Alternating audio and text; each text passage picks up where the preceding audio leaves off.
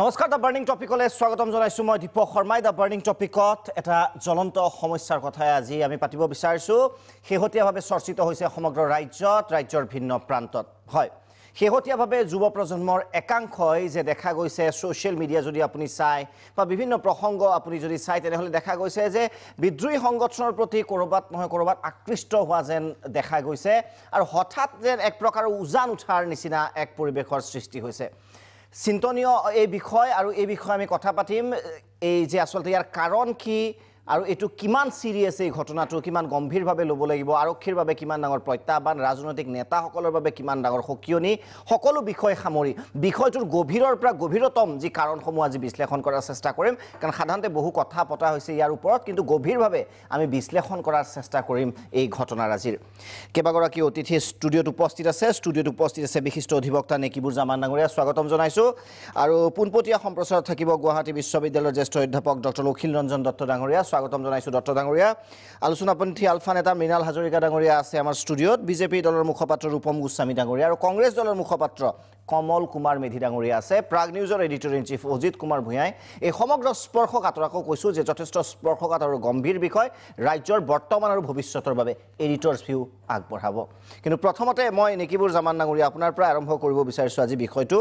শেহতীয়াভাৱে বিগত আমি ৩-৪ মাহত যদি চাওঁ বা ৬ মাহৰ পৰা যদি যাওঁ খবৰ আছিল যে যুৱ প্ৰজন্মৰ বহুতে গৈ কেনে আলফাত যোগদান দিছে আনকি পুলিচেও এইটো বিষয় কেৱল মিডিয়াই নহয় পুলিচেও একসেপ্ট কৰিছিল এইটো সময়ত যে বহু ল'ৰা ছোৱালী যায় আছে হঠাৎ আৰু এক প্ৰকাৰৰ যে গ্লোৰিফাই কৰাৰ নিচিনাকৈ তেওঁলোকে সোশ্যাল মিডিয়াত আজি জয় গান গাইছে কিয় বুলি ভাবে কাৰণটো হঠাৎ এই আকৰ্ষণটো কিয় চাওক আজি অসমত বিশেষভাৱে তিনিটা ধুমুহাই সমগ্ৰ অসমতে এক উদ্বিগ্ন পৰিস্থিতিৰ সৃষ্টি হৈছে যেনেকৈ নাগৰিকত্ব সংশোধনী বিধেয়ক লৈ গোটেই অসমখন তোলপাৰ লাগিছে ঠিক তেনেকৈ পঞ্চায়ত নিৰ্বাচনে সমগ্ৰ অসমৰ যিখন পটভূমি আমাক দেখুৱাইছে যি ধৰণৰ কাৰ্যকলাপ চলিছে আৰু তৃতীয়তে আজি আলফালৈ নতুন প্ৰজন্মৰ বহু যুৱক যুৱতী ইতিমধ্যে আলফাত যোগদান কৰা কথাটোই সকলোকে উদ্বিগ্ন কৰি তুলিছে প্ৰশ্নটো হৈছে যে আলফাৰ জন্মৰ এটা পটভূমি আছে বহুতে ক'ব বিচাৰে যে আলফা সশস্ত্ৰ সংগঠন আলফা উগ্ৰপন্থী সংগঠন কিন্তু আমি কওঁ যে আলফা এটা বিদ্ৰোহী সংগঠন এই বিদ্ৰোহী সংগঠন বিদ্ৰোহ কিয় কৰিবলগীয়া হ'ল ইয়াৰ এটা নিশ্চয় পটভূমি আছে এই পটভূমি যদি আপুনি লক্ষ্য কৰে আপুনি অনুভৱ কৰিব পাৰিব যে অসমীয়া জাতি সদায় স্বাধীনচিতীয়া জাতি আছিল ১৮২৬ চনৰ আগলৈকে অসমীয়া মানুহখিনি স্বাধীন মনৰ মানুহ আছিল স্বাধীন দেশৰ নাগৰিক ৰাজ্যৰ দেশৰ নাগৰিক আছিল আৰু তাৰ পিছৰ পটভূমিত এই ব্ৰিটিছৰ বা তাত ভাৰতবৰ্ষৰ ৰাষ্ট্ৰযন্ত্ৰটোই বিগত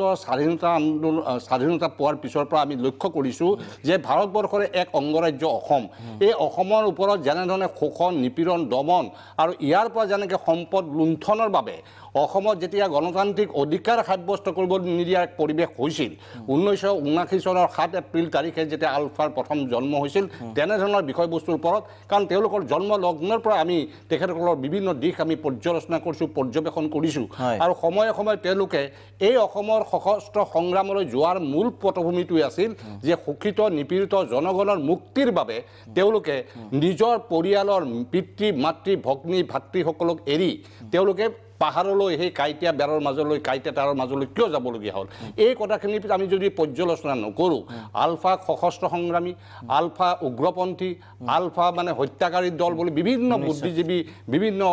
বাতৰি কাকত দুই এখন আমি প্ৰকাশ কৰা দেখা পাওঁ কিন্তু পৰ্যবেক্ষণ কোনো নকৰে আজি আলফাক বিভাজন কৰিবলৈ চেষ্টা কৰা হৈছিল আত্মসমৰ্পণ কৰা হ'ল আত্মসমৰ্পণৰ নামত সেই যুৱকসকলক সিন্ডিকেট ৰাজত লগোৱা হ'ল সিন্ডিকেট ৰাজত লগাই অসমীয়া নতুন প্ৰজন্মৰ অৰ্থনৈতিকভাৱে যাতে তেওঁলোকে পংগু হৈ পৰে তেওঁলোকে যাতে ভাল কামত চিন্তা চৰ্চা কৰিব নোৱাৰে সস্তীয়া জনপ্ৰিয় মানে ধনগতাৰ এটা আহিলা হিচাপে চিন্ডিকেট কৰিলে আৰু তাৰপিছত আলফাসকলক মাতি অনা হ'ল বা এটা আলোচনা মাধ্যমত অনা হ'ল আজি আলোচনাৰ নামত যি এক পৰিস্থিতিৰ সৃষ্টি কৰিছে বছৰৰ পিছত বছৰ ধৰি তেওঁলোকক ডেজিগনেট কেম্পত ৰাখি থৈছে তেওঁলোকৰ ডেজিগনেটত ৰাখি থৈ তেওঁলোক খৰচ পাতিও আজিকালি আমি শুনামতে নিদিয়া হৈছে গতিকে এনে প্ৰতাৰণা আৰু প্ৰবঞ্চনা মূলতে প্ৰতাৰণা আৰু প্ৰবঞ্চনাৰ প্ৰতিফলনত আজি আলফা শেহতীয়াভাৱে নাগৰিক সংশোধনী আইনখনৰ ক্ষেত্ৰত জাতিটোৰ যে নিশেষ হ'ব এই কথাটো অনুভৱ কৰি আজি নতুন প্ৰজন্মই নিশ্চয় আলফা স্বাধীন মানে শেহতীয়া লেটেষ্ট কাৰণটো যদি কয় আপুনি নাগৰিকত্ব সংশোধনী বিধেয়ক এটা মেইন ফেক্টৰ বুলি ক'ব বিচাৰে আজি তাৰিখত মৃণাল হাজৰিকা ডাঙৰীয়া আপোনাৰ প্ৰতিক্ৰিয়া ল'ম হঠাৎ এই প্ৰৱণতা কিয় বুলি আপুনি বিশ্লেষণ কৰে চাওক ভাৰত এখন গণতান্ত্ৰিক ৰাষ্ট্ৰ বুলি পেলাই চবেই কৈ থাকে আৰু সংবিধানৰ সন্নিৱিষ্ট হৈ থকা কথাবিলাকো তেনেকুৱাই কিন্তু কাৰ্যক্ষেত্ৰত যে এখন গণতান্ত্ৰিক ৰাষ্ট্ৰ নহয় এইটো 1947 চনৰ পৰা আজিৰ তাৰিখলৈকে সদায় গোটেই ইতিহাসটো যদি আমি লুটিয়াই চাওঁ দেখিম যে ইয়াৰ গণতান্ত্ৰিক গোটেই চৰিত্ৰটোৱে নাই আৰু যেতিয়াই গণতান্ত্ৰিক চৰিত্ৰটো নাথাকিব ৰাষ্ট্ৰ ব্যৱস্থাটোত তেতিয়াই মানুহে বা যুৱ প্ৰজন্মই বিকল্পৰ সন্ধান কৰিব গণতান্ত্ৰিকভাৱে নিজৰ প্ৰাপ্য বিচাৰিবলৈ যাওঁতে তাক যদি চৰকাৰ বা ৰাষ্ট্ৰই গুৰুত্ব নিদিয়ে বা সৈন্যবাহিনী বা পুলিচ বাহিনী লগাই তাক দমন কৰিবলৈ বিচাৰে তেতিয়াহ'লে তাৰ বিকল্প এটা পথৰ সন্ধান কৰে আলফাৰ জন্ম বা আলফাৰ যিটো সত্তা এই সত্তাটোৰ জন্মৰ কাৰণটোৱে হ'ল এইটো এতিয়া শেহতীয়াকৈ যিখিনি নতুন প্ৰজন্মৰ ল'ৰা আলফা স্বাধীনলৈ গতি কৰিছে তাৰ কাৰণটোৱে হ'ল এই যে আগতে আমি দেখি আহিছোঁ যে বিদেশী খেদা আন্দোলন 6 বছৰীয়া বিদেশী খেদা আন্দোলন তাৰপিছত এখন বুজাবুজিৰ চুক্তি তাতো মানে প্ৰতাৰণা তাৰপিছত আহিলে এনআৰচিটো সেই একেই প্ৰতাৰণাৰ দলিল হিচাপে এতিয়া প্ৰমাণিত হৈছে এতিয়া শেহতীয়াকৈ আহিলে নাগৰিকত্ব সংশোধনী বিধেয়ক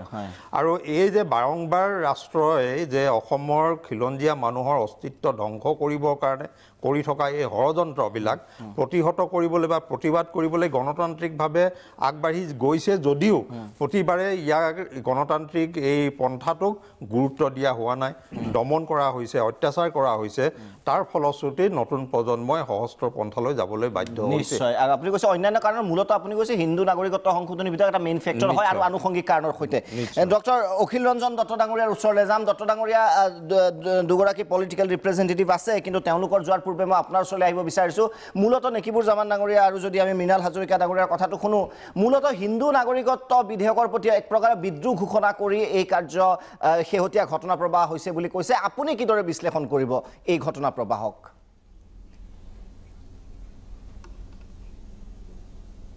আপুনি যদি চাই তাৎক্ষণিক কাৰণ হিচাপে হিন্দু নাগৰিকত্ব মানে যিখন বিধেয়ক নাগৰিকত্ব সংশোধনী বিধেয়ক 2016 এটা কাৰণ বুলি আমি ক'ব পাৰোঁ কিন্তু মই ভাবোঁ ইয়াৰ এটা বহল প্ৰেক্ষাপট আছে যে বহল প্ৰেক্ষাপটটো হ'ল যে এই যে আলফাৰ পৰা একাংশ যুৱক একাংশ সংগ্ৰামী ওলাই আহিল আৰু ওলাই অহাৰ পাছত তেওঁলোকে যিটো আলোচনাৰ বাটলৈ গ'ল চৰকাৰৰ লগত আলোচনা কৰি আছে কিন্তু দেখিছে যে সেই আলোচনাৰ কোনো ধৰণৰ ফলশ্ৰুতি আৰু কোনো ধৰণৰ সম্ভাৱনা আৰু প্ৰতিশ্ৰুতি নাই আৰু সেই কাৰণে এই সহস্ত্ৰ পন্থাটোৰ প্ৰতি কিছু সংখ্যক যুৱক আকৃষ্ট হোৱা পৰিলক্ষিত হৈছে কিন্তু আমি এটা কথা মনত ৰখা উচিত হ'ব যে আজি অসমৰ যিটো পৰিস্থিতি সেই পৰিস্থিতি 1970ৰ দশক 1980ৰ দশক বা 1990ৰ দশকতকৈ কিছু পৃথক আজি অসমত এই যিটো অহিংস গণতান্ত্ৰিক যিটো আন্দোলন আৰু এই আন্দোলনৰ মাজেৰে সৰ্বস্তৰৰ জনসাধাৰণক মানে অংশগ্ৰহণৰ সুবিধা দিয়াৰ যিটো পৰিৱেশ সেই পৰিৱেশটোৱে কিন্তু এই সহস্ত্ৰ সংগ্ৰামলৈ যাকে যাকে ডেকা ল'ৰা ছোৱালী ওলাই যোৱাৰ বাটটো কিন্তু বন্ধ কৰি ৰাখিব আপুনি দেখিব 1970ৰ দশকত বা 1980ৰ দশকত পৰিস্থিতিটো বেলেগ আছিল আজি আমি যিটো দেখিছোঁ সেইটোত আমি লক্ষ্য কৰিছোঁ যে সৰ্বস্তৰৰ আজি বামপন্থী লোকসকল প্ৰগতিশীল ৰাজনীতিত বিশ্বাস কৰা লোকসকল সেই ধৰণে আপোনাৰ জাতীয়তাবাদী যিবিলাক সংগঠন কৃষক সংগঠন পূৰ্ববংগীয় মূলৰ মুছলমানসকল হিন্দী মানে বাংলাভাষী যিসকল বৈধ ভাৰতীয় আৰু অসমত যুগ যুগ ধৰি বাস কৰিছে তেওঁলোকে সকলোৱে মিলি এই নাগৰিকত্ব আইনৰ সংশোধনী যিখন বিধেয়ক তাৰ বিৰুদ্ধে এটা সাংঘাতিক ধৰণৰ প্ৰতিবাদ প্ৰতিৰোধ গঢ়ি তুলিছে গতিকে মই নাভাবোঁ এই যে এই ধৰণে কিছু সংখ্যক যুৱক ওলাই গৈছে সেইটো 1970ৰ দশকত যি ধৰণৰ হৈছিল 1980ৰ দশকত হৈছিল তেনেকুৱা হ'ব কিন্তু তৎসত্ত্বেও মই কওঁ ৰাষ্ট্ৰই যদি বাৰে বাৰে অসমৰ জনসাধাৰণক থলুৱা জনসাধাৰণক এই ধৰণে প্ৰতাৰণা কৰে অসমৰ পৰিস্থিতিত কিন্তু কিছু ভয়াৱহ হৈ উঠাৰ সম্ভাৱনা আছে আৰু আমি গণতান্ত্ৰিক ৰাজনীতিত বিশ্বাস কৰা অহিংস ৰাজনীতিত বিশ্বাস কৰা সকলৰ দায়িত্ব যে এই পৰিস্থিতিৰ যাতে পুনৰাবৃত্তি নঘটে আমি হস্তম হৈ থাকিব লাগিব কাৰণ আলফাৰ যিটো সহস্ৰ সংগ্ৰাম সেই সহস্ৰ সংগ্ৰামে কিন্তু ৰাষ্ট্ৰযন্ত্ৰক যি ধৰণে জোকাৰি গ'ল তাতকৈ বেছি অনিষ্ট সাধন কৰিলে অসমৰ থলুৱা মানুহৰ অসমৰ যুৱক যুৱতীসকলৰ এই কথাটো কিন্তু আমি মনত ৰখা উচিত হ'ব নিশ্চয় ডক্টৰ ডাঙৰীয়া যিদৰে ক'লে যে 70ৰ দশকৰ সেই দিনবোৰ হয়তো ৰিপিট নহয় কিন্তু সতৰ্কবাণী এটা নিশ্চয় দিছে ডক্টৰ ডাঙৰীয়া কমল কুমাৰ মেধি ডাঙৰীয়া আপোনাৰ ওচৰত আহিব বিচাৰিছোঁ শেহতীয়া ছমাহৰ কথা কওঁ হিষ্ট্ৰীৰ কথা ক'লোঁ বুৰঞ্জীৰ কথা ক'লোঁ কিন্তু ছমাহৰ পৰা যদি চাওঁ আমি এটা ট্ৰেণ্ড এটা হৈছে কিবা বিদ্ৰোহী ধৰণৰ এটা মনোভাৱ বিশেষকৈ যুৱ প্ৰজন্মৰ মাজত আপুনি কিদৰে বিশ্লেষণ কৰে হিন্দু নাগৰিকত্ব বিধেয়ক অন্যতম কাৰণ বুলি সকলোৱে কৈছে না বিজেপি চৰকাৰ ক্ষমতাত অহাৰ পিছত আমি দেখা পাইছোঁ কেন্দ্ৰ আৰু ৰাজ্যত যেতিয়া বিজেপি চৰকাৰ আহিছে কেন্দ্ৰটো আমি দেখা পাইছোঁ যে এটা অতিকেন্দ্ৰিক শাসন ব্যৱস্থা প্ৰৱৰ্তন কৰিবলৈ গৈ আছে যেনে এক one nation one governance one nation one tax এই ধৰণৰ শ্লোগানবিলাকে আমাৰ গোটেই যুক্তৰাষ্ট্ৰীয় গাঁথনিৰ যিটো যুক্তৰাষ্ট্ৰীয় গাঁথনিটোকে এটা হলক ঢলক কৰি দিয়াৰ দৰে এটা আশংকা চবৰে হৈছে এইটো এটা কথা এই ধৰণৰ যিটো আমাৰ মানে যুক্তৰাষ্ট্ৰীয় যিটো শক্তিশালী গাঁথনি আছিলে এই গাঁথনিটো লাহে লাহে নাইকিয়া হ'বলৈ গৈ আছে অৰ্থাৎ আমি দেখি আছোঁ যে অসমখনত আগৰে পৰাই এটা দিল্লীৰ অতিকেন্দ্ৰিক শাসন ব্যৱস্থাৰ বিৰুদ্ধে এটা বিদ্ৰোহ আগৰে পৰা আছিলে বিভিন্ন আন্দোলন বিদ্ৰোহৰ এটা অন্যতম কাৰণ কিন্তু বিজেপি চৰকাৰ যেতিয়া আহিলে দেখিলোঁ যে সেই অতিকেন্দ্ৰিক শাসন ব্যৱস্থাটোক আৰু বেছি শক্তিশালী কৰাৰ প্ৰৱণতা এটা দেখিবলৈ পালোঁ এই কথাটোৱে এটা প্ৰধান কাৰণ বুলি আমি ভাবোঁ 2 নম্বৰ কথাটো ইতিমধ্যে সকলোৱে কৈছে যে এনেকুৱা কিছুমান নীতি লোৱা হ'ল এনেকুৱা কিছুমান ব্যৱস্থা গ্ৰহণ কৰা হ'ল যিবিলাক ব্যৱস্থাই অসমৰ খিলঞ্জীয়া মানুহক আশংকাত ভুগাইছে অসমৰ মানুহক আশংকাত ভুগাইছে অস্তিত্বৰ সংকটত ভুগাইছে কাৰণ আমি জানো যে আলফা গঠনৰ যিটো প্ৰেক্ষাপট এই প্ৰেক্ষাপটটোৰ লগত বিদেশী কথাটোও জড়িত হৈ আছিলে আমি জানো যে পেৰেলেলি যেতিয়া অসম আন্দোলন আৰম্ভ হৈছিল 1979 চনৰ 30 জুনত এটা অসম আন্দোলন দি প্ৰথম অসম আন্দোলন আৰম্ভ হৈছিল আৰু 7 এপ্ৰিলত সেই একেটা চনৰে আলফা গঠন হৈছিলে তাৰমানে একেটা সময়তে তাত কেইবাটাও ইছ্যু আছিলে তাৰ মাজৰ কিন্তু বিদেশীৰ যিটো ইছ্যু অস্তিত্বৰ সংকটত ভোগা অসমীয়াসকলৰ যিটো আশংকা এই কথাবিলাকো আছিলে আৰু এই কথাবিলাকৰ এই আশংকাবিলাক আকৌ নতুনকৈ জাগৰিত হৈছে কিহক লৈ মানে এইটো নাগৰিকত্ব সংশোধনী বিধেয়কৰ জৰিয়তে নতুনকৈ যিটো অবৈধ বাংলাদেশী অসমলৈ আনিব বিচৰা হৈছে এই কথাবিলাকে আকৌ নতুনকৈ আশংকাত ভোগাইছে এই কথাটো হয় গতিকে এই কথাবিলাকৰ কাৰণে এতিয়া নতুন প্ৰজন্মই ভাবি লৈছে যে যেহেতু গণতান্ত্ৰিক আন্দোলনবিলাকক এতিয়া কমকৈ গুৰুত্ব দিয়া হয় গণতান্ত্ৰিক আন্দোলনবিলাকক মুখিমূৰ কৰিবলৈ বিচৰা হয় গতিকে কঠিন কণ্টকাকীৰ্ণ হ'লেও সহস্ৰ সংগ্ৰামৰ জৰিয়তে অসমৰ অস্তিত্ব ৰক্ষাৰ যিখন সংগ্ৰাম এই সংগ্ৰামখন আগুৱাই নিব পৰা যাব বুলি এচাম নতুন প্ৰজন্মই হয়তো পতিয়ন গৈছে এইকাৰণে তেওঁলোকে এতিয়া আলফা স্বাধীনত যোগদান কৰিছে নিশ্চয় আপুনি দুটা কথা মূলতঃ কৈছে যে এটা কথা যিদৰে কোৱা যে যেতিয়া অস্তিত্বৰ সংকট আহে জাতিটোৰ প্ৰতি এনেধৰণৰ পদক্ষেপ 70ৰ দশকত যিদৰে হৈছিল সেইটো হৈছে আৰু দ্বিতীয়তে গণতান্ত্ৰিক আন্দোলন সাধাৰণতে ভ্যালু কৰা নহয় বিশেষকৈ বিজেপি চৰকাৰে এককেন্দ্ৰিক শাসন ব্যৱস্থাৰ জৰিয়তে যুক্তৰাষ্ট্ৰীয় বৈশিষ্ট্যসমূহ কৰবাত নহয় কৰবাত মাৰ খুৱাইছে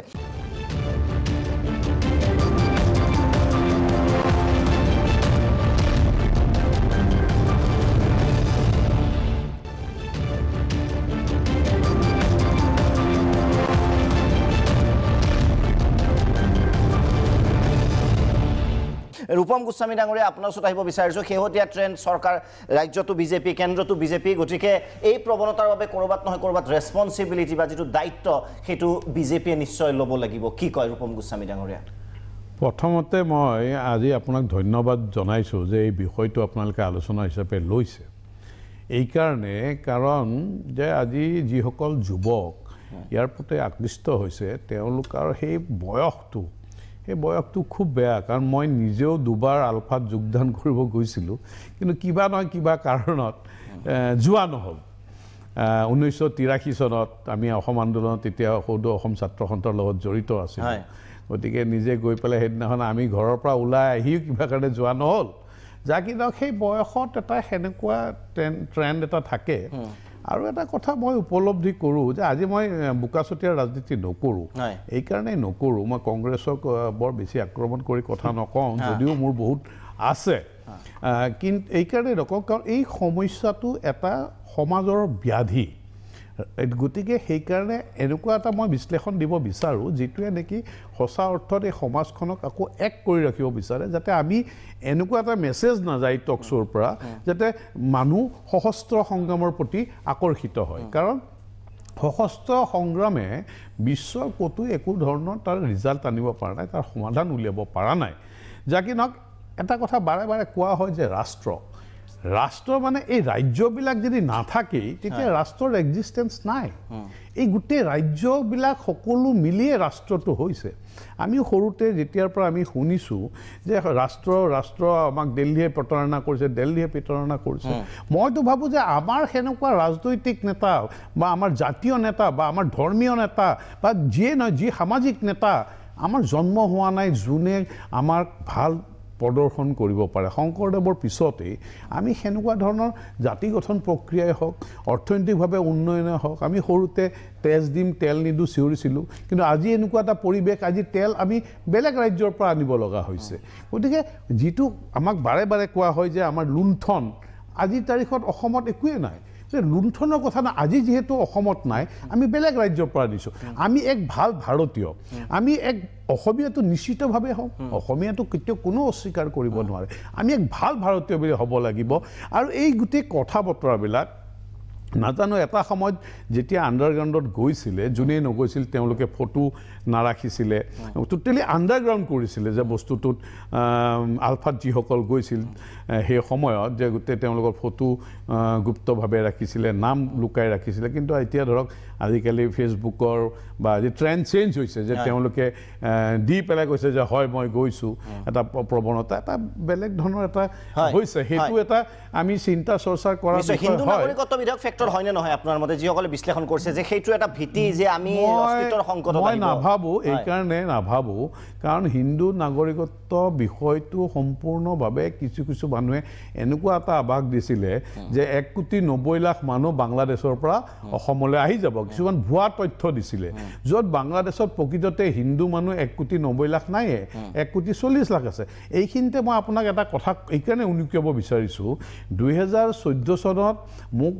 ঢাকা ইউনিভাৰ্চিটিৰ এটা ইণ্টাৰনেশ্যনেল ট্ৰেডৰ ওপৰত ডিছকাশ্যন কৰিব গৈছিলোঁ আৰু সেই সময়তে আমাৰ ইয়াত এটা ঘটনা ঘটিছিল কিছু মেছেকাৰ হৈছিল য'ত কিছু ইছলাম ধৰ্মৰ লোক বিদ্ৰোহ হৈছিল যে তেওঁলোকে তেতিয়া আমি সেই সময়ত ৰাতি আহাৰ লৈ আছিলোঁ প্ৰধানমন্ত্ৰী ফৰেন মন্ত্ৰী আৰু ইণ্ডাষ্ট্ৰী মিনিষ্টাৰ কমাৰ্চ মিনিষ্টাৰৰ লগত তেতিয়া তেওঁলোকে এটা কথা কৈছিলে যে তহঁতৰ লগত আমাৰ কথা বতৰা সব বস্তুৱে মিলে তহঁতে আমাৰ লগত কিয় যোগদান নহয় ক'ৰবাত 1971ৰ পৰা এইখিনি ক'ব দিব প্লিজ কাৰণ কমপ্লিট নহ'লে ভুল মেছেজ যাব গতিকে ক'ৰবাত 1971ৰ পৰাই যেতিয়া ইষ্ট পাকিস্তান হৈছিল সেই সময়তো আমাক চি গ্ৰুপতে ৰখা হৈছিল ক'ৰবাত এনেকুৱা এটা এজেণ্ডা চলি আছে তলে তলে যে অসমক সেই পিনে ধাৰা নিব চেষ্টা কৰিছে নেকি ক'ৰবাত দ্বিতীয় কাশ্মীৰ বনাবলৈ চেষ্টা কৰিছে নেকি এনেকুৱা বিজেপিৰ সন্দেহ নিশ্চয় আহিম বহু কথা আছে মোৰ বক্তব্য আপোনালোকে চবৰে নিজৰ চিন্তাধাৰা আছে মোৰ চিন্তাধাৰাটো দলৰ চিন্তাধাৰাটো ৰখাটো মোৰ কৰ্তব্য আপোনালোকে বিশ্লেষণ আপোনালোকৰ নিশ্চয় সুন্দৰভাৱে বিশ্লেষণ কৰিছে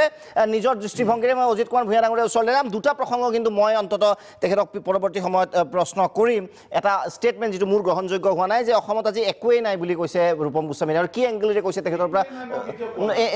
বিস্কট নকৰিব প্লিজ অলপ আগতে একোৱে নাই কেতিয়াও কোৱা নাই মই কৈছো যে ভুল বুজোৱাই হৈছে 1,90,00,000 মানুহ আহিব নেকি 2014 আগতে মই এইটো কথা তাৰে আগতে আছিলে এইটো কৈছিলে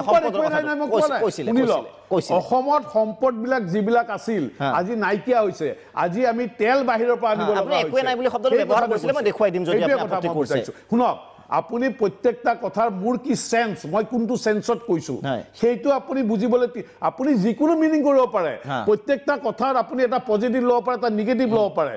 মই পজিটিভ সেন্সত কথা কৈছো প্ৰথম কথা নিশ্চয় আজি আলোচনাত হিন্দু বাংলাদেশী কথাটো ইমান তথ্য পাতি অনাৰ প্ৰয়োজন নাই কেলে আমি ইয়াত বহুতবাৰ এই বিষয়টো আলোচনা কৰিছো আজিৰ প্ৰশ্নটো হ'ল যে আলফাৰ আকৌ নতুনকৈ উত্থান ঘটিছে নেকি এই কথাটোত যিসকলে ইতিমধ্যে বক্তব্য প্ৰকাশ কৰিছে সকলোৰে যুক্তি আছে আৰু এই কথাটো চিন্তা কৰিবলগীয়া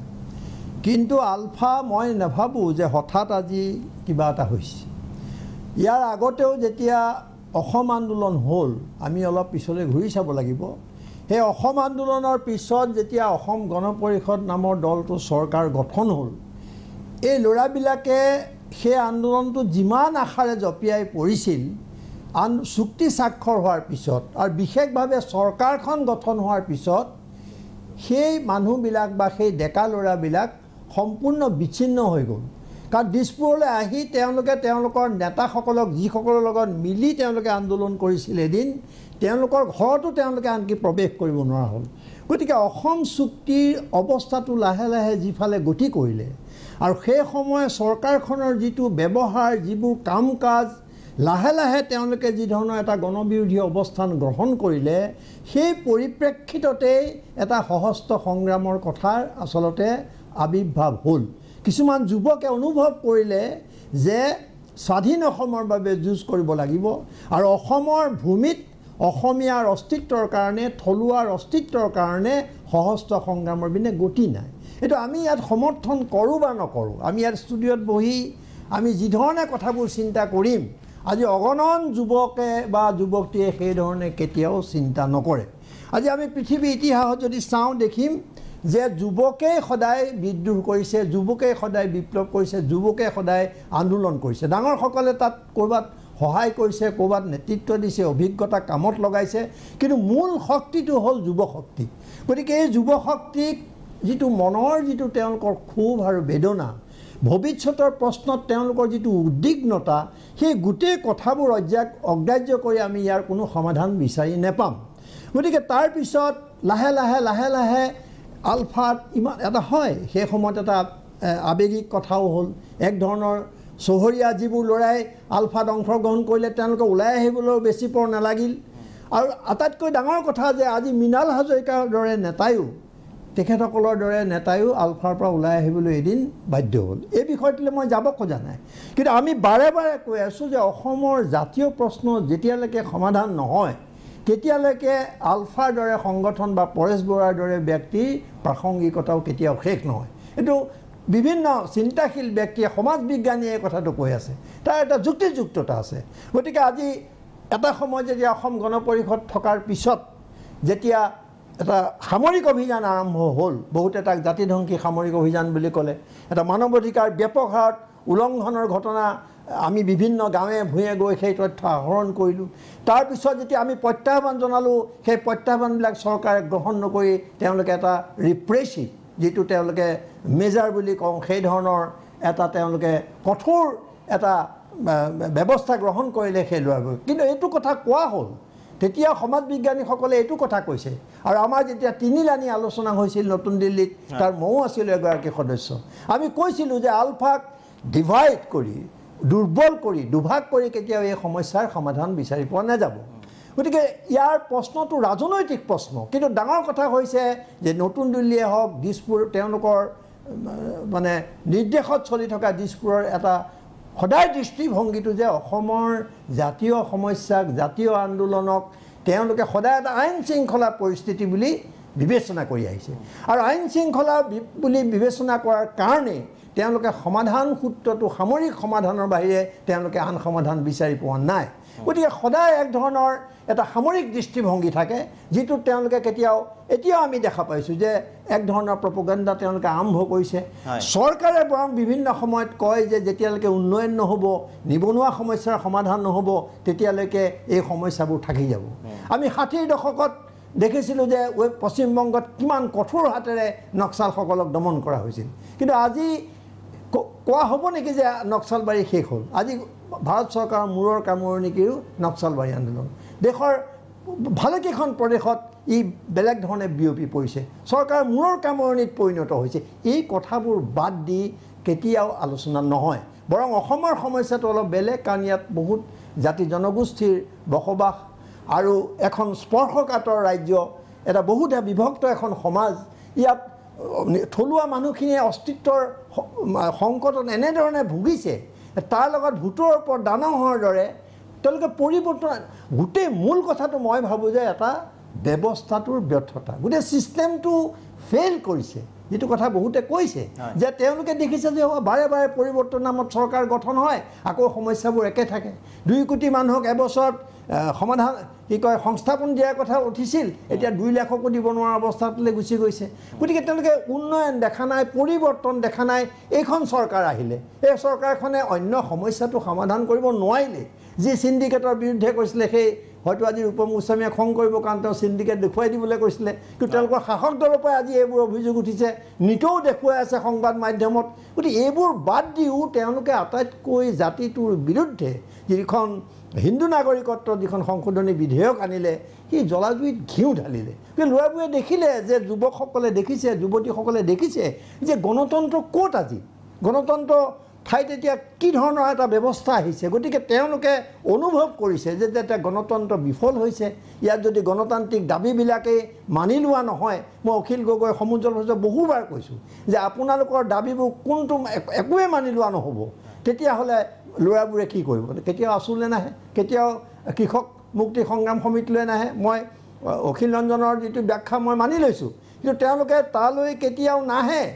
ভুল হ'ব পাৰে কিন্তু পৰেশ বৰুৱাই এখন সহস্ত্ৰ সংগ্ৰামৰ কাৰ্যসূচী তাত খাৰা কৰি থৈ দিছে স্বাভাৱিকতে তেওঁলোকে সেইফালে গতি কৰিব আৰু আজিও অসমত সেইটো হ'বলৈ গৈছে নিশ্চয় অসন্তুষ্টি ক্ষোভ আৰু ইয়াৰ স্বাভাৱিক প্ৰৱণতা তেওঁলোকে বিদ্ৰোহী হোৱাৰ পথ বাছি লোৱাৰ আশংকা ব্যক্ত কৰা হৈছে নুই কৰিব নোৱাৰি বিৰতিৰ পিছত আমি উভতি আহিম যে এই সমগ্ৰ ঘটনা বিশেষকৈ শেহতীয়া ঘটনা প্ৰবাহ যিদৰে ক'লে অজিত কুমাৰ ভূঞা ডাঙৰীয়াই যে জলাজুইত ঘিউৰ কাম কৰিছে চৰকাৰী পক্ষৰ মতে ঘিউৰ কাম আচলতে কোনে কৰিছে তেওঁৰ পৰা জানিম বিৰতিৰ পিছত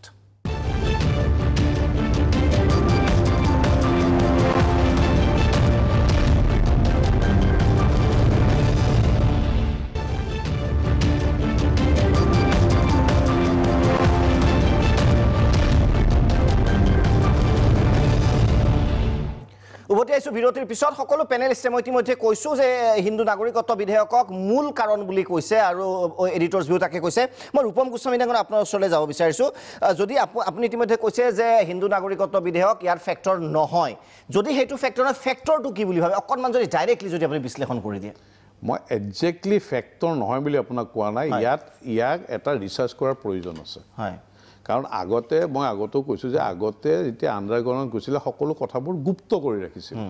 নাম ৰাখিছিল ফটো নাৰাখিছিল এতিয়াতো ফটো নাম চব সম্পূৰ্ণ একদম ফেচবুকত দি দিছে গতিকে ইয়াত কি ষ্ট্ৰেটেজি আছে কিবা ষ্ট্ৰেটেজি ডেফিনেটলি আছে আৰু এনেকুৱা নহয় যে আগতে আপুনি এই গোটেই প্ৰক্ৰিয়াবিলাক যেতিয়া গৈ আছিলে তেতিয়া মানুহে গম নাপাইছিল কাৰণ গুপ্ত আছিল নহয় গুপ্ত থাকিলে আপুনি কেনেকৈ গম পাব কিমানজন গৈছে কিমানজন যোৱা নাই মই এই গোটেই কথাটো মই ঘপককৈ পোনচাতেই কৈ দিব নিবিচাৰোঁ কাৰণ আজি গোটেই হিন্দু নাগৰিকত্ব বিলখন বিষয়টোৱে ভুলকৈ বুজোৱা হৈছে চাওক বিজেপিটো অসমত প্ৰায় ৩০-৩২ লক্ষ মানুহ আছে আমাৰ বিজেপি মেম্বাৰ তাত সৰহসংখ্যই অসমীয়া কি আমি অসমক ভাল নাপাওঁ নেকি আমি অসমক ভাল পাওঁ নিশ্চয় আপুনি যেটো কৈছে এটা কৈছে সোশ্যাল মিডিয়াৰ এটা প্ৰভাৱ থাকিব এটা কথা মই আপোনাক স্পষ্টভাৱে কওঁ যে আমি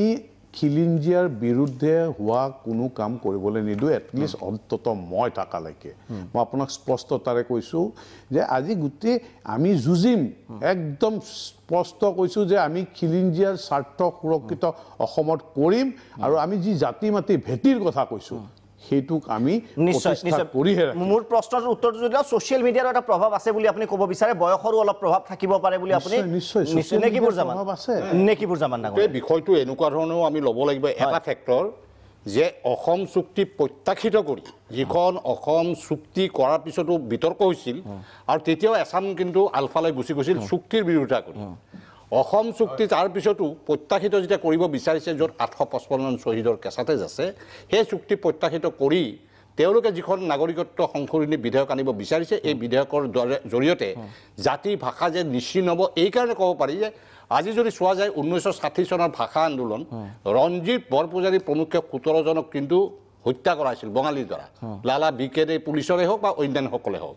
১৯৭২ চনৰ যদি শিক্ষাৰ মাধ্যমে শিক্ষাৰ কাৰণে এনেকুৱা এটা অসমীয়া দুৰ্ভগীয়া জাতি নিজৰ শিক্ষাৰ কাৰণে মাধ্যম আন্দোলন গঢ়ি তুলি তাতেও আমি শ্বহীদ হ'বলৈ আহিছিল কেইবাজন লোকক এই মোজামিল হওক এই অনিল বৰাকে হওক তেতিয়াও কিন্তু সেই শিলাদিত্য দেৱৰ হোজাই সমষ্টিতে অনিল বৰাৰ নিচিনা মানুহ হত্যা কৰিছিল খাৰুপেটীয়াৰ মোজামিলক হত্যা কৰা হৈছিল ঠিক তেনেকৈ 1979 চনৰ পৰা 1985 চনৰ ভিতৰৰ কথাখিনি আপোনালোকে সকলোৱে ইতিমধ্যে বিদিত গতিকে এনেধৰণৰ ঘটনাৰ মাজত যেতিয়া 1985 চনৰ AGP চৰকাৰ আহিল AGP চৰকাৰ অহাৰ পিছত তাৰ প্ৰথম কাৰ্যকালটো যি কৰিলে কিন্তু দ্বিতীয় কাৰ্যকালৰ সময়ত তেওঁলোকে যিটো কাৰ্যকলাপ চলালে যে সেই সময়ত কেন্দ্ৰত থকা বিজেপি কেন্দ্ৰীয় গৃহমন্ত্ৰী সেই সময়ত বিতৰ্ক হৈছিল যে LK আদৱানী ব্লুপ্ৰিণ্টত অসমৰ মুখ্যমন্ত্ৰী প্ৰফুল্ল কুমাৰ মহন্তৰ কান্ধত বন্দুক থৈ তেওঁ গভৰ্ণমেণ্ট ভাঙি দিম LOCত সোমাই দিম এনেকুৱা বুলি আমি শুনা কথা যিবিলাক সংবাদ মাধ্যমত আহিছিল তাৰপিছত তেওঁৰ কান্ধত বন্দুক থৈ অসমৰ প্ৰায় 10,000 যুৱকক নতুন প্ৰজন্মৰ যুৱক হত্যা কৰা হৈছিল পৰাগ দাসৰ নিচিনা মানৱ অধিকাৰৰ নেতাক হত্যা কৰা হৈছিল অজিত কুমাৰ ভূঞাক বিভিন্ন লকাপে প্ৰতিটো লকাপৰ লগত আমি দৌৰি ফুৰিছিলোঁ লকাপে ঘূৰাই ফুৰিছিল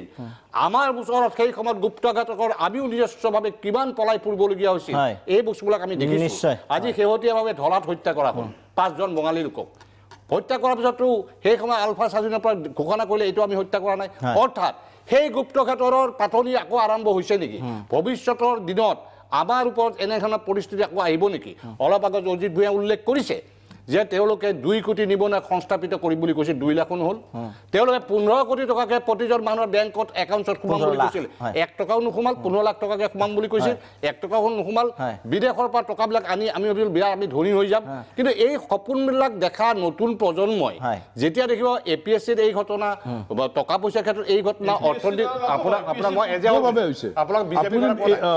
শুদ্ধ হৈছে আপোনালোকে সফলভাৱে কৰিছে অসমটো জয় আলফা নাই এতিয়া আপোনালোকৰ কাৰণে মই সেইটো কথা ক'বলৈ যোৱা নাই মই কৈছো এই পৰিস্থিতি যিটো আহিছে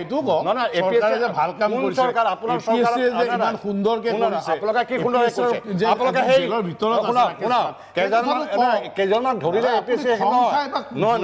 কেইজনমান ধৰিলে নহ'ব তদন্ত কি হ'ল আপোনালোকে ন্যায়াধীশৰ ঘোষৰ টকাৰ পইচা কি হ'ল সাংবাদিক জ্যেষ্ঠ অধিবক্তা জড়িত থকা বুলি আপোনালোকে কৰা ঘোষণা তদন্ত কি হ'ল আপোনালোকে এইবিলাক কথা নক'ব যে তদন্তৰ নামত যিটো ভেকু ভাওনা কৰি আছে কংগ্ৰেছৰ দিনত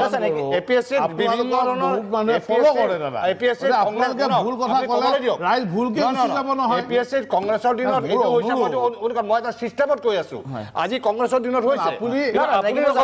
আপোনালোকে যে শুদ্ধভাৱে গোটেই কাম কৰিছে আপোনালোকৰ তদন্ত আমি দেখি আছো গতিকে এইবিলাক কথাত আজি নতুন প্ৰজন্মই নিশ্চয় তেওঁলোকে মানে দিশহাৰা হৈ গৈছে তাৰ কাৰণে তেওঁলোকে নতুন প্ৰজন্মই লাহে লাহে সৰু অসম ছাত্ৰ সন্থাৰ নেতা যাব লগা হ'ল আজি সেইজন জুনিয়ৰ ইঞ্জিনিয়াৰ তেওঁ যাবলগীয়া হ'ল কিমান ডেকা কিমান গাভৰু আজি পুনৰ ধাবিত হৈছে এইটো কিন্তু ভৱিষ্যতৰ দিনৰ এটা অখনি সংকেত কমলবাই ডাঙৰীয়া যিটো দুটা ৰিজন আমি কৈছোঁ যে আজি স্পেচিফিক কথাবিলাক আলোচনা কৰিলে হয় আমি সামগ্ৰিক কথা পাতাতকৈ ৰূপম গোস্বামী ডাঙৰীয়া যিটো কৈছে যে মূলতঃ ছ'চিয়েল মিডিয়াৰ এটা প্ৰভাৱ নুই কৰিব নোৱাৰে বয়সৰো অলপ প্ৰভাৱটো নিজে কৈছে নিজে দুবাৰ গৈ ঘূৰি আহিছে ৰূপম গোস্বামী ডাঙৰীয়া আজি প্ৰথমবাৰ গম পালোঁ গতিকে কমল কুমাৰ মেধি ডাঙৰীয়া এই বিষয়টো আপুনি কি ভাবে যে কেৱল এই দুটাই ফেক্টৰ মূলত ল'ব পাৰিনে কাৰণ সৰলীকৰণ এটা কৰা হৈছে সৰলীকৰণ ব্যাখ্যা আমি জানো যে 1826 চনত যেতিয়া অসমৰ কৰ্তৃত্ব ইংৰাজৰ হাতলৈ গ'ল তাৰ পৰৱৰ্তী সময়তে আমি জানো যে তাৰ কেইবাজনো আমাৰ তেতিয়াৰে পৰাই অসমখনক এটা পৃথকভাৱে চোৱাৰ পৃথকভাৱে শাসিত কৰাৰ এটা দাবী উত্থাপন হৈ আছিলে আনকি আমি জানো যে আমাৰ যিসকল জাতীয়তাবাদী নেতা সেই সময়ৰ অম্বিকাগিৰি ৰায়চৌধুৰী চন্দ্ৰধৰ বৰুৱা আনকি মাণিক চন্দ্ৰ বৰুৱা আদিয়ে সেই সময়ৰ কংগ্ৰেছ নেতাক মেমৰেণ্ডাম দিছিল যে অসমখনক স্বাধীনভাৱে এই কৰিব লাগে আৰু বিশেষকৈ উত্তৰ পূৰ্বাঞ্চলত যে এই গোটেই বিশেষকৈ স্বাধীন উত্তৰ পূৰ্বাঞ্চলত যে ৰাজ্য কেইবাখনো ৰাজ্যৰ স্বাধীনতাৰ দাবীটো আহিছে তাৰ এটা ঐতিহাসিক পটভূমি আছে আমি সকলোৱে জানো মণিপুৰখনটো কি 1949 চনত গৈছে স্বাধীনতাৰ পিছত গৈছে গতিকে এই ধৰণৰ সেইকাৰণে মণিপুৰত স্বাধীনতাৰ সংগ্ৰামটো সহস্ৰ সংগ্ৰামটো তীব্ৰ গতিকে এটা ঐতিহাসিক প্ৰেক্ষাপট আছে কিন্তু তাৰ মাজতে আমি এটা কথা ক'ব লাগে যে গোটেই ভাৰতবৰ্ষৰে আচলতে প্ৰেক্ষাপটটো এনেকুৱা আছিলে ইংৰাজ অহাৰ আগতে সৰু সৰু ৰাজ্য কিছুমান স্বাধীন ৰাজ্য এইবিলাক শাসিত কৰিছিলে বিভিন্ন সামন্তীয় প্ৰভু বিভিন্ন ৰজাই শাসন কৰি আছিলে আৰু ইংৰাজে যেতিয়া একেলগে ল'লে এখনকৈ গোটেই সেইবিলাক লৈ ল'লে লোৱাৰ পিছত তাৰপিছত যেতিয়া ভাৰতখন এখন বিশাল দেশ হ'ল তাৰপিছত অলৰেডি 3টা ভাগ হ'ল ধৰ্মৰ ভিত্তিত পাকিস্তানৰ আমি দেখিলোঁ যে পাকিস্তানখন গুচি গ'ল বাংলাদেশ হ'ল বাংলাদেশ হ'ল গতিকে এনে 3খন দেশ অলৰেডি হৈ গ'ল আৰু তাৰ পৰৱৰ্তী সময়তো আমি দেখা পাইছোঁ যে এই যে পুৰণি আমাৰ যিবিলাক মানে যিটো ঐতিহাসিক প্ৰেক্ষাপট এই প্ৰেক্ষাপটৰ ভিত্তিত বহু ঠাইত অসমৰ এতিয়াও বিভিন্ন ৰাজ্যত এই ধৰণৰ স্বাধীনভাৱে শাসিত হোৱাৰ এটা দাবী উত্থাপন হৈ আহি আছে আমাৰ দৃষ্টিভংগীটো হ'ল যে এতিয়া আমি প্ৰথমতে অসমৰ খিলঞ্জীয়া মানুহৰ অসমৰ বৈধ অসমবাসীৰ স্বাৰ্থ সুৰক্ষিত হৈ থাকিবলৈ এইটো কথা 2 নম্বৰ কথাটো আমি ভাৰতীয় হিচাপে ইতিমধ্যে মিলি গৈছোঁ গোটেই ভাৰতীয় আমি হিচাপে আমি ভাৰত মানে সৰ্বভাৰতীয় প্ৰেক্ষাপটত কথাটো চাব লাগিব তাৰ মাজত যিটো কথাৰ মই ব্যাখ্যা দি আছিলোঁ যে আমি হয় ভাৰতৰ সংবিধানে কিন্তু বৰ্তমান যিটো শাসন ব্যৱস্থা চলি আছে এইটো ব্যৱস্থা দিয়া নাছিলে একদম যুক্তৰাষ্ট্ৰীয় ব্যৱস্থা দিছিলে আজি পঞ্চায়তৰ নিৰ্বাচন কি হৈছে আমাৰ মহাত্মা গান্ধীৰ গ্ৰাম স্বৰাজৰ যিটো সপোন 1920 চনৰ পৰা মহাত্মা গান্ধীয়ে যিখন সংগ্ৰাম কৰিছিলে যে ক্ষমতা বিকেন্দ্ৰীকৰণৰ মহাত্মা গান্ধীয়ে আৰু ডাঙৰ কথা এটা কৈছিলে প্ৰতিখন গাঁও স্বাধীন হ'ব লাগে প্ৰতিখন গাঁও স্বতন্ত্ৰ হ'ব লাগে বুলি কৈছিলে আৰ্থিকভাৱে সামাজিকভাৱে ৰাজনৈতিকভাৱে গতিকে এই যিটো কনচেপ্ট এই কনচেপ্টটো ডেভেলপ কৰাত হয় কংগ্ৰেছ দলে দীৰ্ঘদিন শাসন কৰিছে কংগ্ৰেছ দলৰ ক'ৰবাত ব্যৰ্থতা আছে মই ক'বলৈ যোৱা নাই কিন্তু সামগ্ৰিকভাৱে এই গোটেই যিটো আমাৰ ইমান বছৰৰ পৰিক্ৰমা এই পৰিক্ৰমাত কিন্তু সাংঘাতিক কুঠাৰাঘাত কৰিলে যোৱা 4.5 বছৰৰ বিজেপি নিশ্চয় সেইটোৱে অধিক তীব্ৰতৰ কৰিলে অসন্তুষ্টি তীব্ৰতৰ কৰিলে তাৰ ওপৰত এটা কথা মই ক'ব লাগিব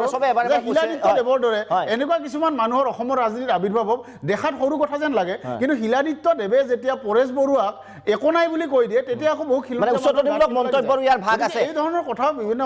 ডক্টৰ অখিল ৰঞ্জন দত্ত ডাঙৰীয়া আপোনাৰ ওচৰলৈ যাব বিচাৰিছো চৰকাৰী পক্ষই যিটো বিশ্লেষণ কৰিছে ৰূপম গোস্বামী ডাঙৰীয়াই কৈছে যে বিশেষ ইয়াৰ ওপৰত গৱেষণা আৰু হ'ব লাগে কিন্তু মূলত যিটো কথা কৈছে যে ছ'চিয়েল মিডিয়াৰ প্ৰভাৱ কিমান ভাইবল হয় গ্ৰহণযোগ্য হয় এই দুটা যুক্তি চৰকাৰী দৃষ্টিকোণটো একেবাৰে গ্ৰহণযোগ্য নহয় ৰূপম গোস্বামী ডাঙৰীয়াক মই আগতেও কেইবাবাৰো এই প্ৰশ্নটো সুধিছোঁ এই কথাটো কৈছোঁ যে আপুনি 2014 চনৰ নিৰ্বাচন চাওক আৰু 2016 চনৰ নিৰ্বাচন চাওক এই দুয়োটা নিৰ্বাচনত প্ৰধানমন্ত্ৰী কেইবাৰ আহিছিল অমিত শ্বাহ ডাঙৰীয়া কেইবাৰ আহিছিল তেওঁলোকে ভাষণত কি কথা কৈছিল নাগৰিকত্ব সংশোধনী বিধেয়কৰ কথা কেইবাৰ কৈছিল এই যদি বিশ্লেষণ কৰি চাই বা আমাৰ সৰ্বানন্দ সোণোৱাল ডাঙৰীয়াই হিমন্ত বিশ্ব শৰ্মা ডাঙৰীয়াই আনকি ৰূপম গোস্বামী ডাঙৰীয়াই 2016 চনৰ নিৰ্বাচনৰ কোনখন সভাত নাগৰিকত্ব সংশোধনী বিধেয়কৰ কথা কৈছিল এই প্ৰশ্নটো তেখেতক সোধক অৰ্থাৎ অসমৰ মানুহে নাগৰিকত্ব আইনৰ সংশোধনী বিধেয়কৰ প্ৰশ্নটো যদি সেই সময়ত আহিলেহেঁতেন তেতিয়াহ'লে ভাৰতীয় জনতা পাৰ্টি কেতিয়াও এই ৰাজ্যত ক্ষমতালৈ আহিব নোৱাৰিলেহেঁতেন এই কথাটো তেখেতে বিশ্লেষণ কৰি চাওক তেখেতে গৱেষণা কৰি চাওক প্ৰধানমন্ত্ৰী ডাঙৰীয়াই দিয়া প্ৰতিটো ভাষণ তেখেতে বিশ্লেষণ কৰি অসমৰ মানুহক কওক হয় 2016 চনৰ নিৰ্বাচনত আমি এই কথাখিনি কৈছোঁ আৰু এই কথাখিনি আমি পালন কৰিব বিচাৰিছোঁ এইটো হ'ল 1 নম্বৰ কথা দ্বিতীয় কথাটো মই ক'ব বিচাৰিছোঁ যে আমি এতিয়া গভীৰ সংকটৰ ফালে গৈ আছোঁ অজিত ভূঞা ডাঙৰীয়াই বিস্তৃতভাৱে এই গোটেই প্ৰেক্ষাপট বিশ্লেষণ কৰিছে কিন্তু বিশ্লেষণ কৰাৰ পাছতো মই কিন্তু এটা কথা ক'ম যে আলফাই যিটো পথেৰে গৈ স্বাধীন অসম কৰিব বিচাৰিছিল অসমৰ জনগণৰ কল্যাণ কৰিব বিচাৰিছিল সেই পথেৰে কিন্তু জনগণৰ কল্যাণ নহ'ল আৰু মই নাভাবোঁ জনগণৰ কল্যাণ হ'ব তেওঁলোকে উত্থাপন কৰা প্ৰতিটো প্ৰশ্ন শুদ্ধ তেওঁলোকে উত্থাপন কৰা প্ৰতিটো অভিযোগ শুদ্ধ কিন্তু তাৰ অৰ্থ এইটো নহয় যে সেই পথেৰে গৈ অসমৰ সমস্যা সমাধান হ'ব সেইকাৰণে আমি যিসকলে চিন্তা কৰিছোঁ আমি মাজত আছোঁ ৰাষ্ট্ৰ ব্যৱস্থা আৰু আলফাৰ মাজত আছোঁ আমাৰ দায়িত্ব হ'ল নতুন প্ৰজন্ম যাতে আকৌ এটা এনেকুৱা পথলৈ নাযায় তাৰ প্ৰতি আমি সচেষ্ট হ'ব লাগিব সমান্তৰালভাৱে ৰাষ্ট্ৰ ব্যৱস্থাই যিটো কাম কৰি আছে তাৰ বিৰুদ্ধে কিন্তু আমি অধিক অহিংস উপায়েৰে প্ৰতিবাদ প্ৰতিৰোধ গঢ়ি তুলিব লাগিব নিশ্চয় স্পষ্ট মন্তব্য যে কোনো ধৰণৰ অৱশ্যে সমাধান হ'ব নোৱাৰে মই গোস্বামী ডাঙৰীয়া আহিম সময় হৈছে বিৰতিৰ দ্য বাৰ্ণিং টপিকত আমি বিৰতিৰ পিছত উভতি আহিম আলোচনা অব্যাহত থাকিব যে যুৱ প্ৰজন্মৰ একাংশ কিয় আকৰ্ষিত হৈছে কিয় আকৃষ্ট হৈছে যিটো নিশ্চয় এটা অশনি সংকেত অসম আৰু অসমীয়াৰ ভৱিষ্যতৰ বাবে বিৰতিৰ পিছত উভতি আহিম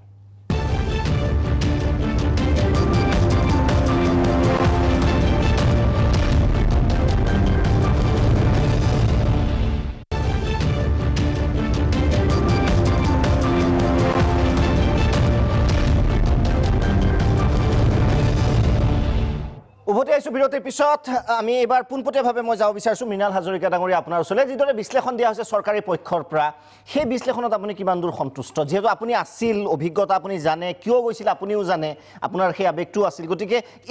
এই অভিজ্ঞতাৰ পৰা আপুনি কি ক'ব ৰূপম গোস্বামী ডাঙৰীয়া কথাটো এইবিলাক অপ্ৰয়োজনীয় কথা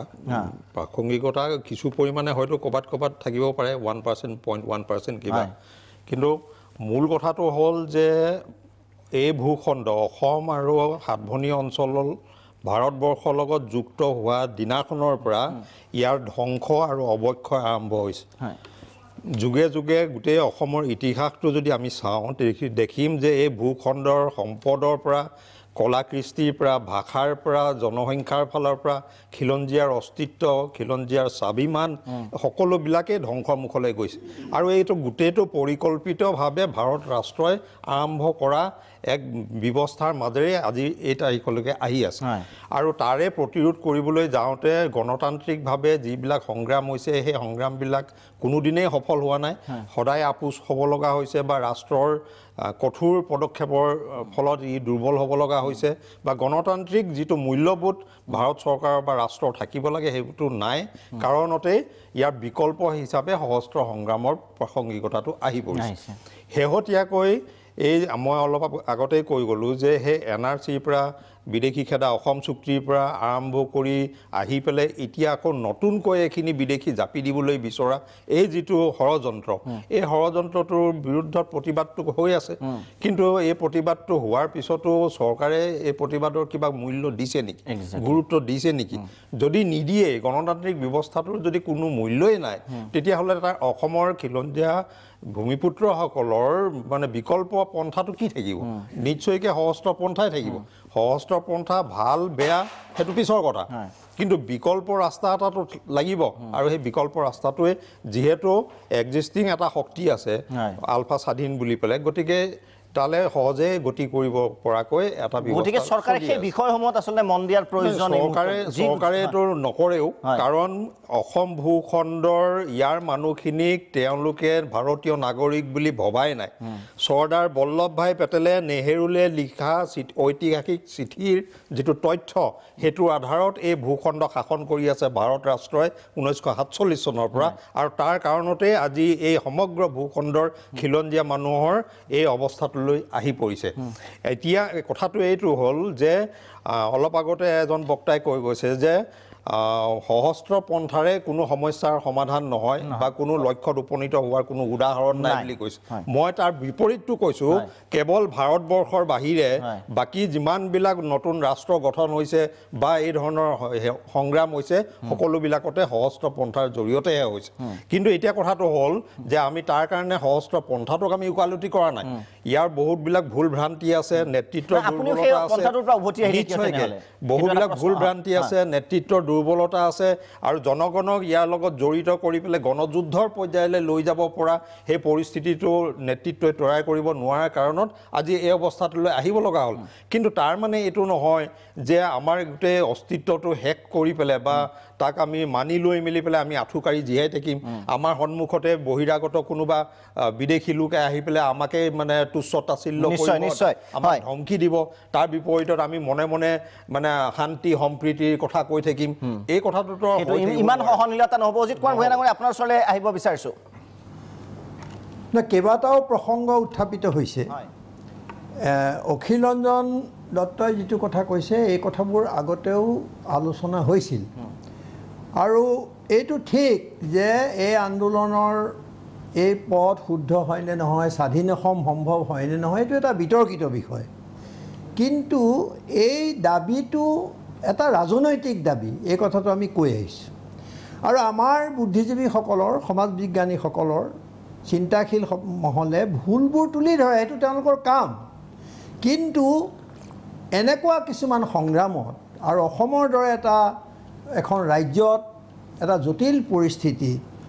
মই ভাবোঁ যে 100% 100% কোনো এটা সংগ্ৰাম বা আন্দোলনো কেতিয়াও যুক্তিসংগত হোৱাৰ প্ৰশ্ন নুঠে ই 100% শুদ্ধ হ'ব বুলি কেতিয়াও হ'বই নোৱাৰে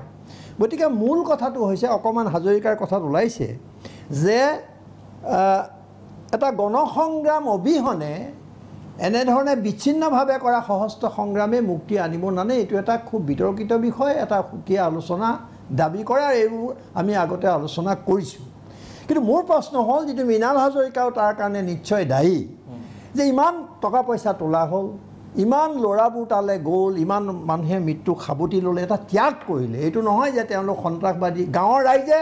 আলফাক মই গাঁৱে গাঁৱে ঘূৰিছোঁ মই দাবী কৰিব পাৰোঁ ইয়াত কোনো হয়তো তেনেকৈ গাঁৱে গাঁৱে ঘূৰা নাই সেই সময়ত যে তেওঁলোকৰ ত্যাগক বা দেশপ্ৰেমক কোনো অস্বীকাৰ কৰিব নোৱাৰে আৰু গাঁৱৰ মানুহে আলফাক কেতিয়াও সন্ত্ৰাসবাদী বুলি নাভাবে সন্ত্ৰাসবাদী বুলি যিমানেই লেভেল মৰাৰ চেষ্টা নকৰক কিয় তেওঁলোকক মিলিটেণ্ট নেশ্যনেলিষ্ট বুলি গাঁৱৰ মানুহে ভাবে গতিকে কাৰণ আলফাৰ কিছুমান চৰিত্ৰগত কথা আমি চাব লাগিব তেওঁলোকে ক'ৰবাত কুটাঘাতমূলক কাম কৰিছে কিন্তু সাংঘাতিক ধৰণে ট্ৰেইনত বোমা দিয়া কিছুমান ঘটনা ঘটিছে যেনেকৈ আমি লখিমপুৰ ধেমাজিৰ কথা জানো কিন্তু এনেকুৱা কামবিলাকত তেওঁলোকে নিয়োজিত হোৱা নাই আৰু তাৰ কাৰণে তেওঁলোকে দুখ প্ৰকাশ কৰিছে ভালটো ক'ব লাগিব কিন্তু মৃণাল হাজৰিকাক মই এই কথাটো ক'ব খুজিছোঁ যে আপোনালোকে ইমান টকা পইচা তুলিলে ইমান অস্ত্ৰ কিনিলে এইবোৰ কাৰ বিৰুদ্ধে ব্যৱহাৰ হ'ল কোন শ্ৰেণী শত্ৰুৰ বিৰুদ্ধে আপোনালোকে তাক ব্যৱহাৰ কৰিলে এই কথাটো পৰ্যালোচনা কৰিবৰ কাৰণে মই কাকতত লেখা লিখিছিলোঁ বক্তৃতা দিছিলোঁ কিন্তু তাৰ কাৰণে পৰেশবুঢ়াই মোক কি কৈছিলে সেইটো মই ক'ব নাযাওঁ ফোন কৰি কিন্তু মই এইটো কৈছোঁ যে আপোনালোকে সেই পৰ্যালোচনাটো যে নকৰিলে সঠিকভাৱে হয়তো কৰিছে এটা পৰ্যায়লৈকে কিন্তু আজিও যদি মই কওঁ যে ল'ৰা যাবই কাৰণ এইটো কথা ঠিক যে মই আকৌ কৈছোঁ যে ব্যৰ্থ হৈছে ব্যৱস্থাটো তেওঁলোকৰ অনুভৱ হৈছে যে এইবোৰ কৰি একো লাভ নাই কেলৈ লাভ নাই কাৰণ ৰাষ্ট্ৰই চৰকাৰে গণতন্ত্ৰৰ প্ৰতি শ্ৰদ্ধা যেতিয়ালৈকে নিবেদন নকৰে গণতন্ত্ৰৰ প্ৰতি যদি তেওঁলোকে সন্মান প্ৰদৰ্শন নকৰে গণতান্ত্ৰিক ব্যৱস্থাটো যেতিয়া চকুৰ আগত ভাগি যাব তেতিয়া তেওঁলোকে কি দেখিব নেকিবোৰ জামানে যিটো কৈছে তাত মই সংযোগ কৰিছোঁ যে গাঁৱৰ এটা ল'ৰাই 2 লাখ টকা ঋণ বিচাৰি গোটেই জীৱনটো পাত কৰি দিয়ে হাহাকাৰ লাগি যায় তেওঁ মানে স্বাস্থ্য বেয়া হৈ যায় টকা 2 লাখ লোন এটা পাবৰ কাৰণে সেই ল'ৰাজনে যেতিয়া দেখে যে তেওঁলোকৰ টকাৰে 1000 কোটি 2000 কোটি 3000 টকা কোটি কোনোবা পুঁজিপতিয়ে লৈ পেলাই দেশৰ পৰা পলাই গুচি গৈছে আৰু তাত শাসকৰ বা শাসক দলৰ বা ডাঙৰ ডাঙৰ মন্ত্ৰী প্ৰধানমন্ত্ৰী এইসকলৰ অনুমোদন আছে তেতিয়া সেই ল'ৰাজনে কি কৰিব এই প্ৰশ্নৰ উত্তৰ লাগিব আমাক কেৱল ক'লে নহ'ব আজি মই ইয়াত বহি পেলাই ক'ব পাৰোঁ বহুত কথা কিন্তু মই এই বাস্তৱটোলৈ আঙুলিয়াই দিছে সেই ল'ৰাবিলাকক আমি কি বুলি ক'ম ক'ত তেওঁলোকৰ বাবে কংস্থাপন অসমত আজি অসমৰ সম্পদৰ ওপৰত অসমীয়াৰ থলুৱাৰ ক'ত অধিকাৰ আছে আজি ৰেলত চাকৰি ওলাই অসমীয়া ল'ৰাই থলুৱা ল'ৰাই তাত চাকৰি নাপায় এটা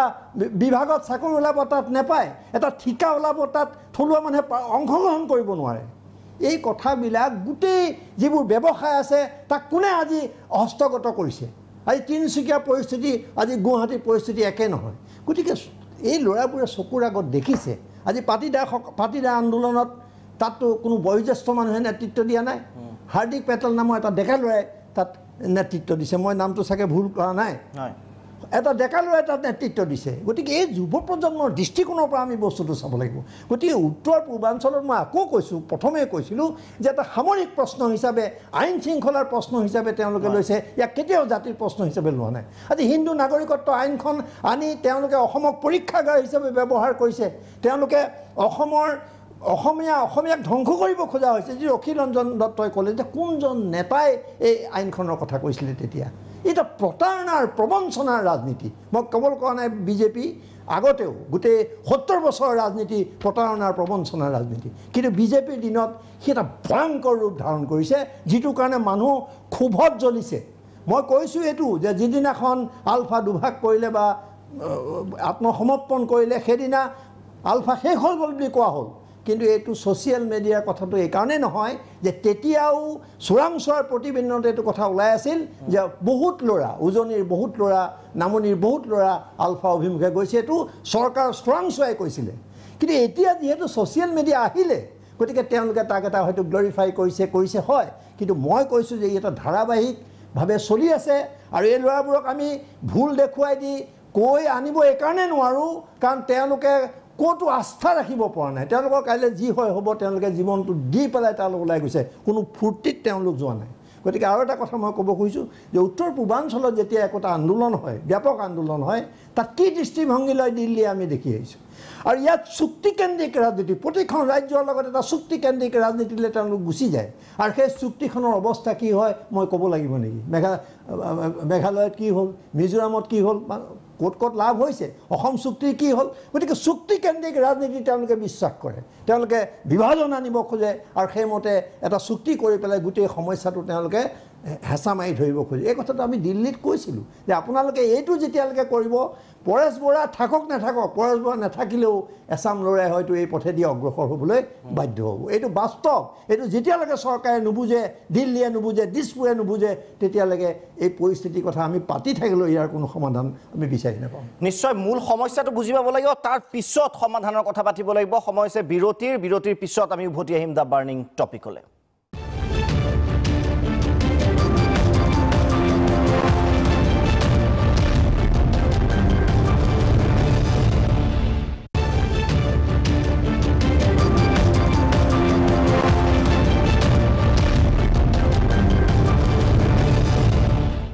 শেষ অংশলৈ উভতি আহিছোঁ দ্য বাৰ্নিং টপিকৰ। ৰূপম গোস্বামী ডাঙৰীয়া, আপোনাৰ ওচৰত আহিব বিচাৰিছোঁ প্ৰথমতে।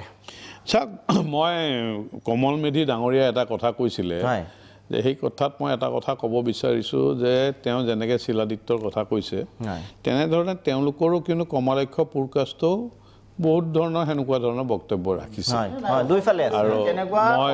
হ'ব, মই আপুনি মোক ক'ব দিয়ক, আপুনি কওঁতে মই ধৈৰ্যৰে শুনি আছিলোঁ। আৰু এই গোটেই প্ৰেক্ষাপটবিলাক কোন কেতিয়া জন্ম হৈছিল, কি কাৰণে জন্ম হৈছিল, কাৰ চৰকাৰ চমতে জন্ম হৈছিল, কোনে প্ৰতাৰণা কৰিলে, এই কথাবিলাক মই জনাই ক'ব নাজানো, ৰাইজে বুজি পায়। মই এতিয়া আহিছোঁ অখিল দত্ত ডাঙৰীয়াই যিটো এটা প্ৰশ্ন অৱতাৰণা কৰিছে তাৰ উত্তৰ দিবলৈ, যে তেওঁ চিটিজেন বিলখনৰ কথা কৈছে।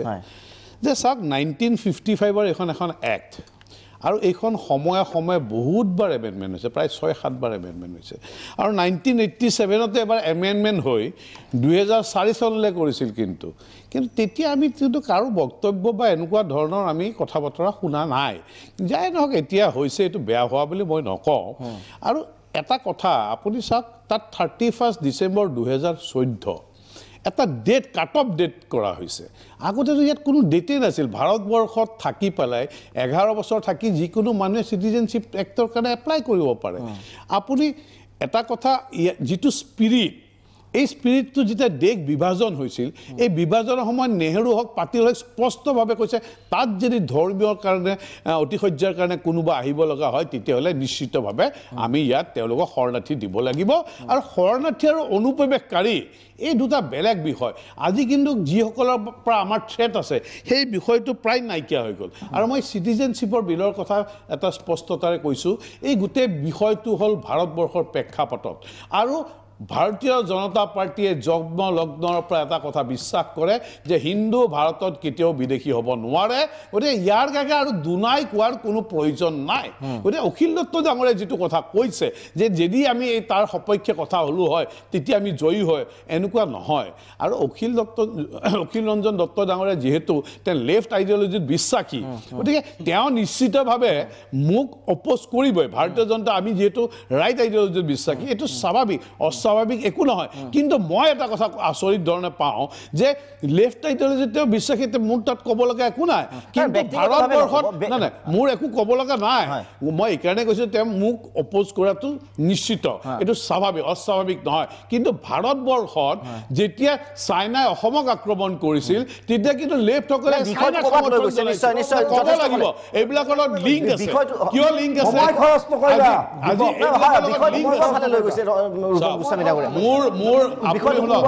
বিষয় সলনি কৰি সময় খৰচ লিংক আছে, ইয়াত ইণ্টাৰনেশ্যনেল প্ৰেক্ষাপট লিংক আছে। আজি ইয়াৰ লগত আপুনি সমৰ্থন কৰিব, আপুনি সমৰ্থন কৰিব ব্যক্তিগতভাৱে অখিল ৰঞ্জন দত্ত ডাঙৰীয়াৰ চিন্তাখিনিৰ কথা পাতি আছো। আমি এইটো বিষয়ে এদিন পাতিম, সেইদিনা ৰূপম গোস্বামীকো মাতিম, এইটো ৰূপম গোস্বামীকো মাতিম। নিদিয়ে আপোনালোকৰ কথা পাতে, মই কথা ক'ব লাগে। সময় নাই, মই কেতিয়াও নামানো। আপোনালোকে যেনেকে ক'ব মই তেনেকে ক'ম, সেইটো কথা নহ'ব। এটা টক শ্ব' কৰিম আৰু সেইদিনা ৰূপমকো মাতিম ইয়ালে। আজি চাওক, আজি মই আৰু লাষ্ট কৈ আছো যে চাওক, আজি NRC বিষয়টো, NRC এতিয়ালৈকে অবজেকশ্যন মাত্ৰ 175 হৈছে, যিটো গুৰুত্বপূৰ্ণ বিষয়। যেতিয়া NRC হৈছিল তেতিয়া আজি মৃণাল হাজৰিকা ডাঙৰীয়াও কৈছে যে NRC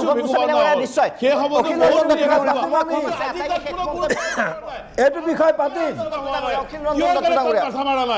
এই কথাবোৰ গোস্বামী ডাঙৰীয়া অকণমান শান্ত হওক। এইটো বিষয় পাতিম। দত্ত ডাঙৰীয়া আপোনাৰ ওচৰত শেষ মন্তব্য হিচাপে ক'ব। মই ক'ব পাৰোঁ নেকি? ক'ব পাৰে। অখিল ৰঞ্জন, হয়, মই ৰূপম গোস্বামীয়ে যিহেতু মোৰ সম্পৰ্কত কেইটামান কথা কৈছে গতিকে মই খুব চমুকৈ কেইটামান কথা ক'ব বিচাৰিছোঁ এতিয়া ৰূপম গোস্বামীৰ লগত তৰ্ক কৰাৰ ইচ্ছা মোৰ নাই মই এই কাৰণে তেখেতৰ কথা মানে বিৰোধিতা নকৰোঁ কাৰণ মই মানে সাম্যবাদী আদৰ্শত বিশ্বাস কৰোঁ সাম্যবাদী আদৰ্শত বিশ্বাস কৰা মানুহে ইমানকৈ জাতীয়তাবাদী কথা নকয়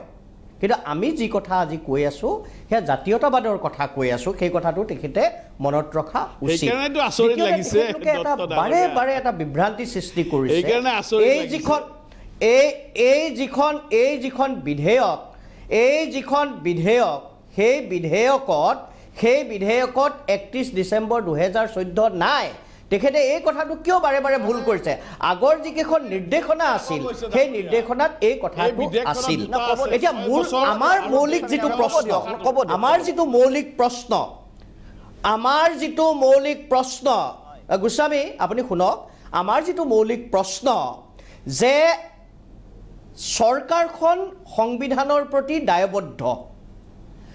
চৰকাৰখন জনসাধাৰণৰ প্ৰতি দায়বদ্ধ